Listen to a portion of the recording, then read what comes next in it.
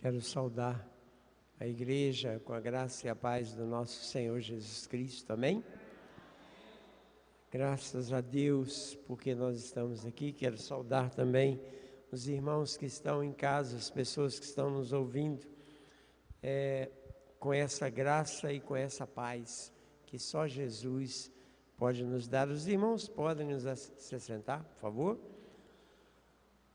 Nós vamos cantar mais um cântico enquanto nós devolvemos os nossos dízimos e as nossas ofertas. Nós vamos louvar ao Senhor com este cântico e depois nós vamos meditar um pouco na palavra do Senhor.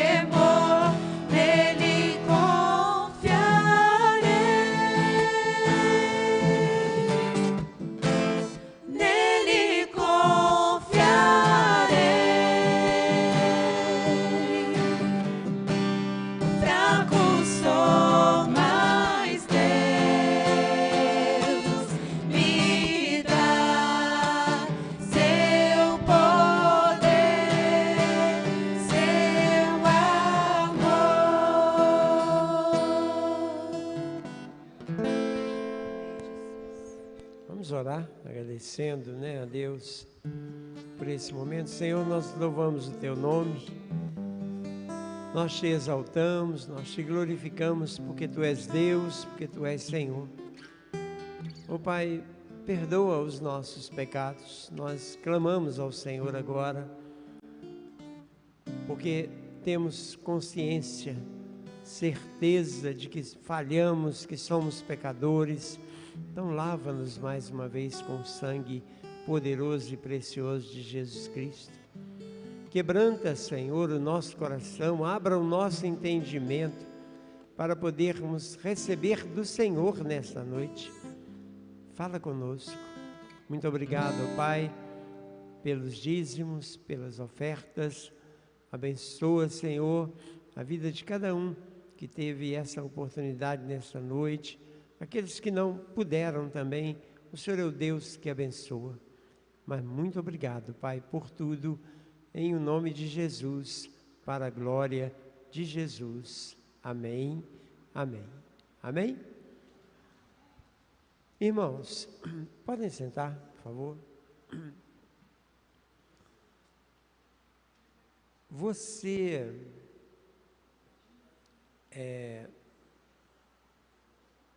a responsabilidade de você pregar a palavra do Senhor, ela é muito grande. Porque uma pregação uma mensagem, apesar dela ser tirada da Bíblia, ela precisa ser ministrada exatamente como ela está na Bíblia. Nós não podemos ficar inventando coisas. Deus, Ele não precisa de nenhuma ajuda. Ele não precisa que a gente fique enfeitando a mensagem. Deus não precisa. A Bíblia diz o que ela é. Amém? Amém, irmãos? Então, a responsabilidade daquele que vai ministrar a palavra é muito grande, para poder não falar alguma coisa que está fora da Bíblia, não me empolgar, no caso hoje, eu que vou estar aqui, ministrando a palavra, me empolgar com a pregação e ficar falando alguma coisa que não está neste livro sagrado. O próprio Jesus, lá no livro de Apocalipse, diz que nós não podemos nem acrescentar e nem tirar. É isso que está aqui e pronto. E eu quero compartilhar com os irmãos uma coisa maravilhosa que tem na Bíblia, porque ela toda é maravilhosa, mas eu quero compartilhar uma coisa maravilhosa e trazer para o nosso dia, o nosso tempo, o tempo que nós estamos vivendo hoje, como igreja, como corpo do Senhor. E eu gostaria de pedir aos irmãos que estão em casa e os que estão aqui neste lugar, por favor, abra sua Bíblia em Isaías, no capítulo 53. É um texto bastante conhecido, nós conhecemos muito bem, e eu gostaria, peço a você, por favor, tanto em casa e aqui, preste atenção na leitura da palavra. Você pode ler lá no telão, pode ler na sua Bíblia aí, mas preste muita atenção. É um texto que nós gostamos de citar, de mencionar, pregar, mas nós precisamos entender o que está escrito aqui neste texto sagrado. Isaías capítulo 53 diz assim, a profecia que foi dada muito antes disso aqui acontecer. Diz assim, olha, quem deu crédito à nossa pregação? E a quem se manifestou o braço do Senhor? Ele foi subindo como renovo perante ele e como raiz de uma terra seca. Não tinha parecer nem formosura, e olhando nós para ele, nenhuma beleza víamos para que o desejássemos. Era desprezado e o mais indigno entre os homens, homem de dores, e experimentado no sofrimento, como um de quem os homens escondiam o rosto, era desprezado e não fizemos dele caso algum. Verdadeiramente, ele tomou sobre si as nossas enfermidades e as nossas dores levou sobre si. Contudo, nós o consideramos como aflito, ferido de Deus e oprimido. Mas ele foi ferido pelas nossas transgressões e moído pelas nossas iniquidades. O castigo que nos traz a paz estava sobre ele, e pelas suas pesaduras, pelas suas feridas, fomos sarados. Todos nós andávamos desgarrados como ovelhas, como cada um se desviava pelo seu caminho, e o Senhor fez cair sobre ele a iniquidade de todos nós. Ele foi oprimido e humilhado, mas não abriu a sua boca. Como o cordeiro foi levado ao matadouro, e como a ovelha muda perante os seus tosqueadores, ele não abriu a sua boca. Pela opressão e pelo juízo foi tirado. E quem pode falar da sua linhagem? Pois foi cortado da terra dos viventes, pela transgressão do meu povo foi ele atingido.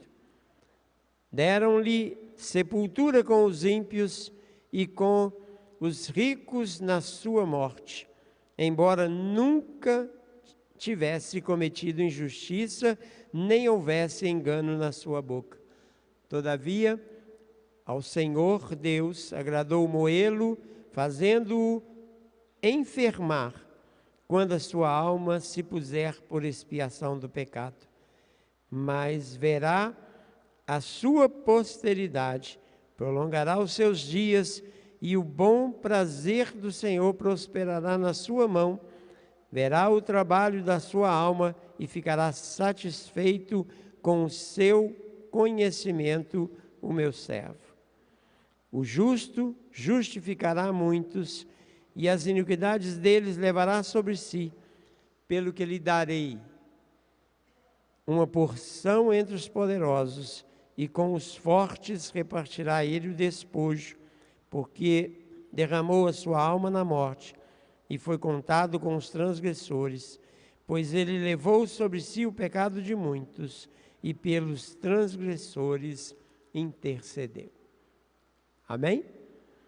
Agora você pode deixar a sua Bíblia aberta no seu colo aí, ou na cadeira, se você quiser, você que está em casa também, mas eu gostaria que neste momento vocês estivessem olhando para o pastor, para você acompanhar e entender bem aquilo que Deus quer falar conosco.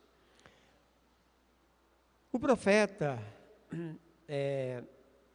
ele começa fazendo uma pergunta: quem deu crédito à nossa pregação? Isso aqui foi uma profecia, uma profecia que Isaías deu para o povo. E ele começa fazendo essa pergunta: quem deu crédito à nossa pregação? Porque ele vai falar de coisas aqui de um homem derrotado. Ele vai falar de um homem sofredor. Ele vai falar de um homem de dor, como nós lemos aqui. Um homem pregado numa cruz. Sendo que os judeus, eles aguardavam um rei poderoso, um cavaleiro, um rei forte, e eles não dariam crédito numa pregação dessa de jeito nenhum. Falar de um derrotado? E aí ele ainda enfatiza mais quando ele diz assim, né?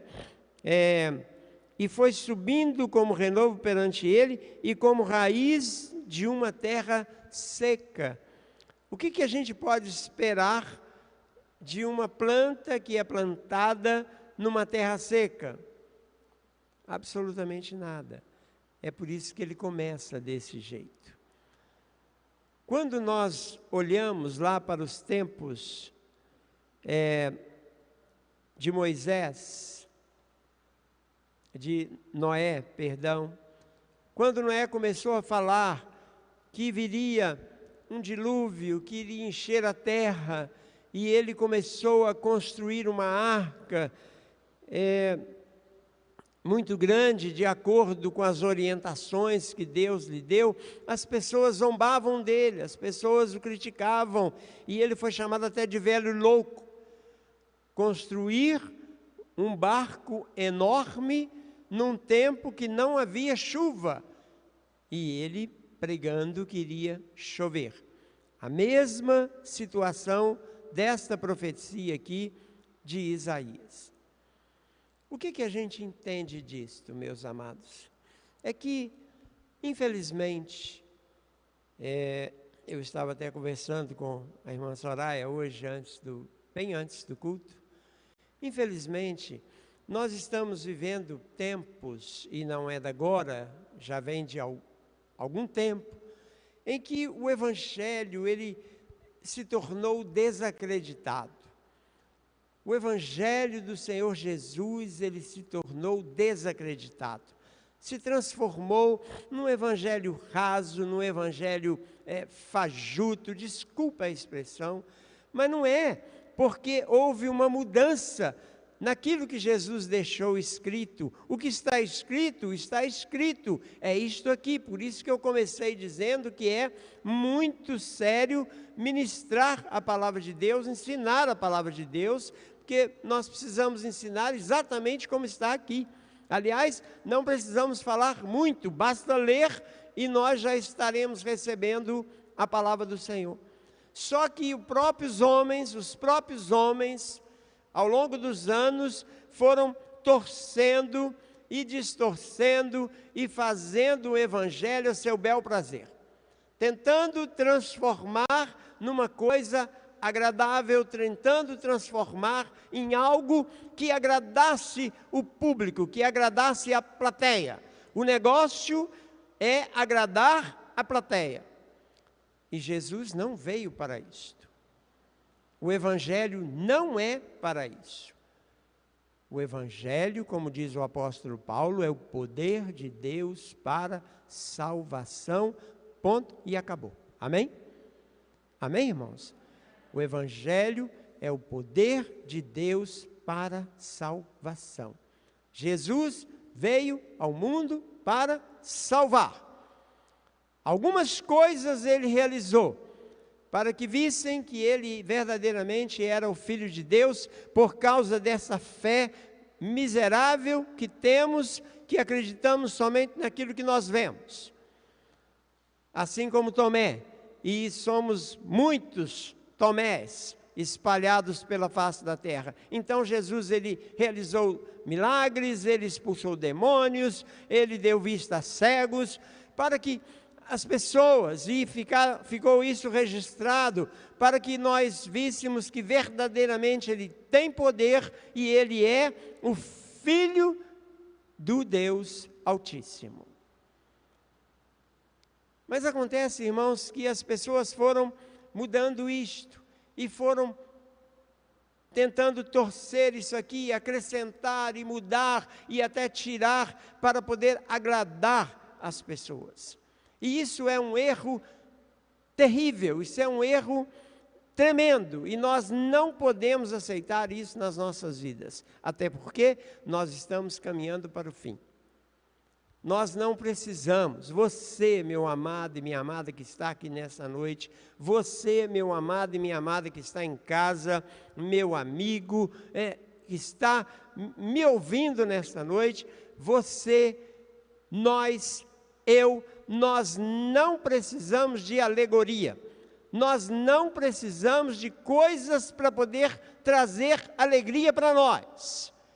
O que nós precisamos é entender verdadeiramente a palavra do Senhor e passarmos por um processo profundo de transformação e libertação que só a palavra de Deus pode nos dar.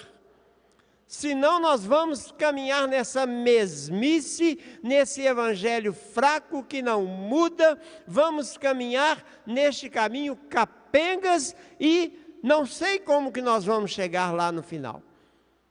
As coisas estão acontecendo no mundo, a pandemia está aí, e muita gente está assustada, tem muitas pessoas que estão entrando em depressão, síndrome do pânico, estão apavoradas. E aí eu pergunto para os irmãos, se com esta pandemia já causou isso tudo na vida de muitos, o que será quando coisas terríveis e piores do que isso vierem sobre nós? O que vai acontecer conosco se nós não estivermos alicerçados num evangelho verdadeiro, de acordo com aquilo que foi orientado pelo Espírito Santo, de acordo com as palavras de Jesus? O que será de nós? Nós vamos ficar saindo por aí gritando, ai de nós, socorro, tenha misericórdia de nós. O que vai ser de nós? Amados, o Evangelho e toda a Escritura veio para mudar a nossa vida, para nos fortalecer. No passado, homens e mulheres cristãos foram lançados na cova de leões. E eles não titubearam. Eles preferiram ser estraçalhados pelos leões do que negarem ao Deus de Israel. Daniel preferiu ser jogado na cova dos leões do que deixar de falar com o Deus de Israel. E os seus amigos Sadraque, Mesaque e Abidnego preferiram ser jogados numa fornalha ardente do que adorar a imagem do rei. Nós estamos prontos para isto. Nós estamos preparados para situações como essas ou piores do que essas?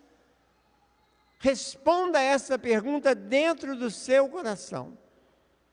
Porque ninguém creu nessa pregação, porque queriam algo grandioso, queriam um rei grandioso, um rei muito bem trajado, um rei num cavalo fabuloso e que viesse trazer a solução para os seus problemas de imediato, contra os seus inimigos.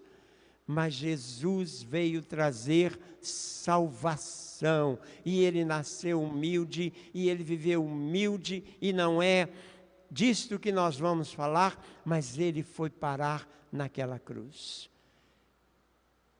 E é por isso que o texto diz, né?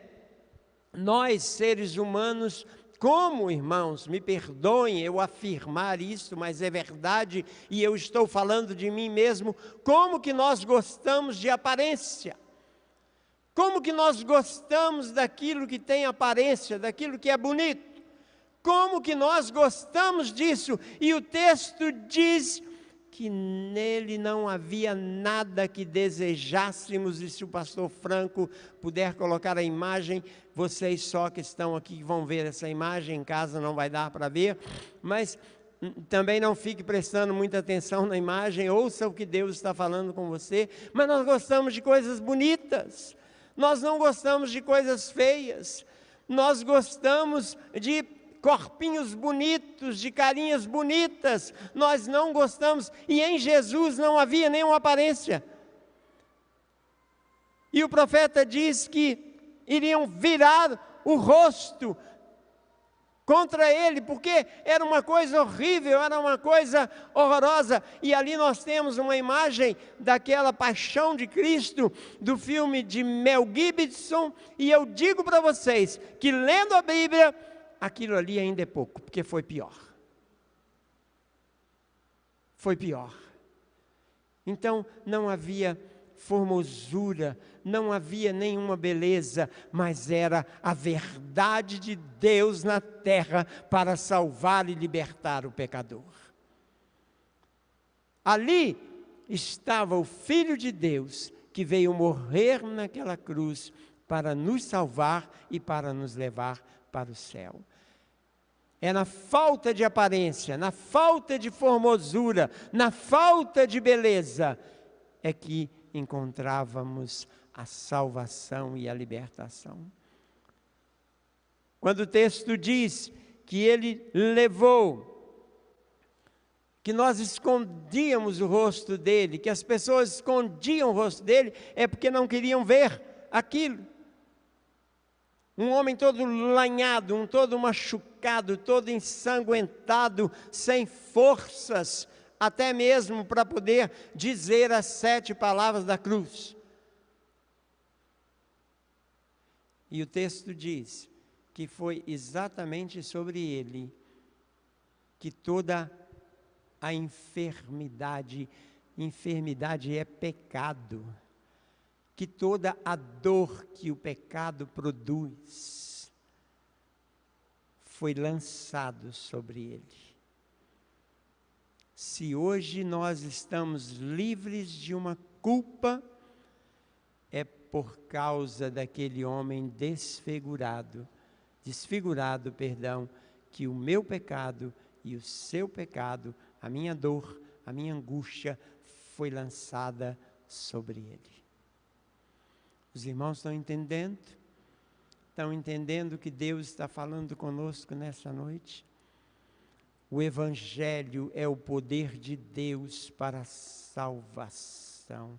Jesus não veio brincar de médico nesta terra, Ele não veio brincar de nada, Ele veio trazendo um Evangelho sério, mas um Evangelho que liberta, um Evangelho que cura, um Evangelho que transforma, um Evangelho que leva para o céu. É isso que Jesus veio fazer, por isso que Ele se tornou aquilo que nós estamos vendo ali, para que hoje o seu nome e o meu nome e de tantos quantos quiserem, estejam escritos no livro da vida nos céus.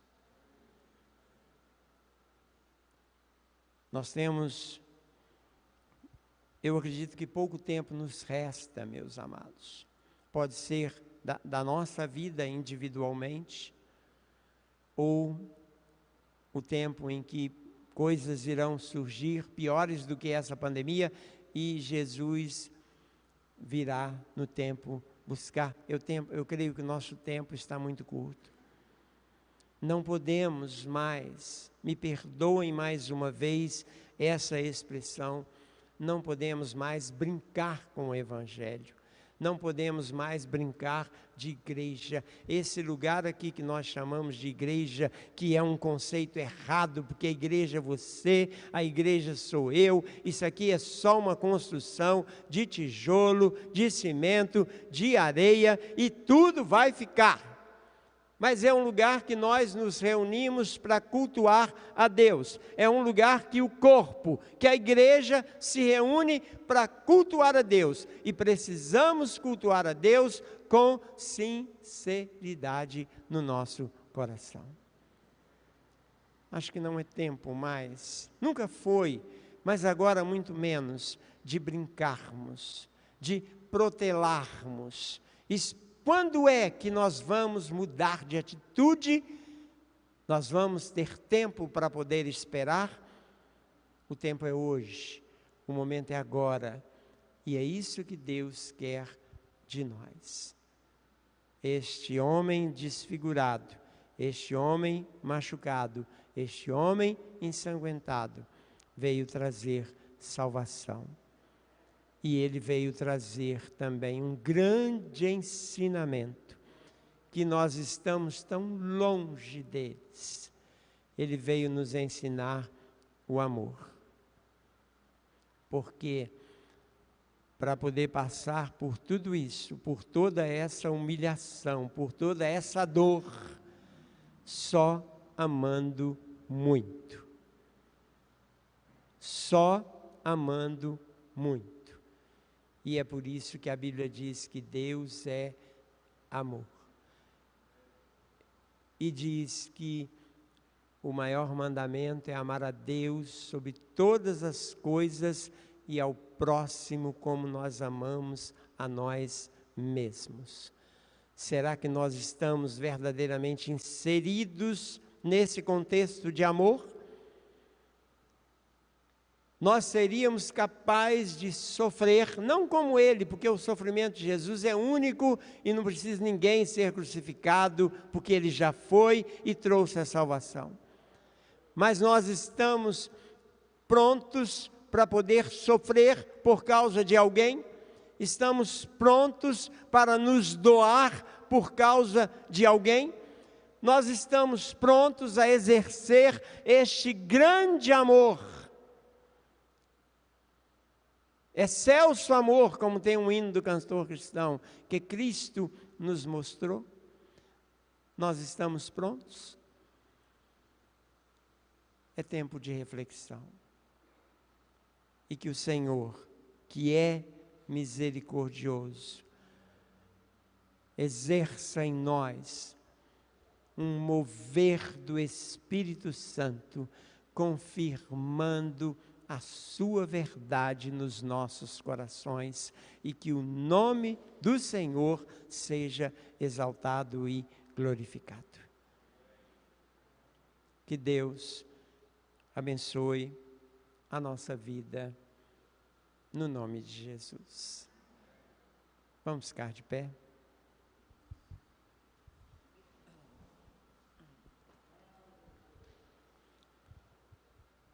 Senhor, nós louvamos o Teu nome, nós Te exaltamos, nós Te glorificamos. Nós viemos aqui nesta noite, aliás, o Senhor nos trouxe aqui nesta noite, para que o adorássemos através dos cânticos, mas principalmente para ouvirmos a Tua palavra. E esta profecia, Senhor, que ninguém creu, nós queremos crer. Nós queremos crer, ó Deus, que o sangue derramado na cruz do Calvário, com muita dor, com muita angústia, com muita agonia, veio para poder nos libertar, para nos salvar. E que esse Evangelho, o Evangelho de Jesus Cristo, ele é forte, ele é poderoso para salvar qualquer pessoa. Que o Teu Espírito, Senhor, esteja confirmando em nosso espírito, no nosso coração, de que precisamos viver uma vida séria, um Evangelho sério, sem invenção, sem modismo, sem nada. Porque tudo passa, mas a palavra do Senhor permanece para sempre. O mundo pode ficar moderno, a tecnologia pode chegar aonde ela chegar, o conformismo, tudo pode acontecer, mas a Tua palavra permanece para sempre. E os Teus filhos e as Tuas filhas, espalhados na face da terra, precisam permanecer firmes como a Tua palavra. Abençoa o Teu povo, abençoa a Tua igreja, aqueles que estão em casa, os que estão aqui. Dê-nos uma noite de paz, Senhor, uma noite de descanso. E amanhã, se estivermos vivos, ó Deus, que o Senhor possa, ao acordar, o Senhor possa estar nos lembrando da seriedade do Evangelho. Muito obrigado, Pai, em o nome de Jesus, para a glória de Jesus. Amém. Coloque a sua mão sobre o seu coração. E enquanto o pastor estiver impetrando a bênção, que fala da triunidade de Deus, que você esteja aí clamando mesmo a Deus no seu coração, para que Ele cele, que Ele confirme esta palavra dentro de você. E que o amor de Deus, que é um amor incondicional, que a graça salvadora de Jesus Cristo, porque recebemos de graça, não merecemos nada, mas recebemos de graça, e o conforto, a consolação do Espírito Santo estejam com todos nós, e todos nós podemos dizer amém, amém. Deus abençoe a todos, tenham todos uma noite na graça e na paz do Senhor Jesus. Deus abençoe a todos que estão em casa.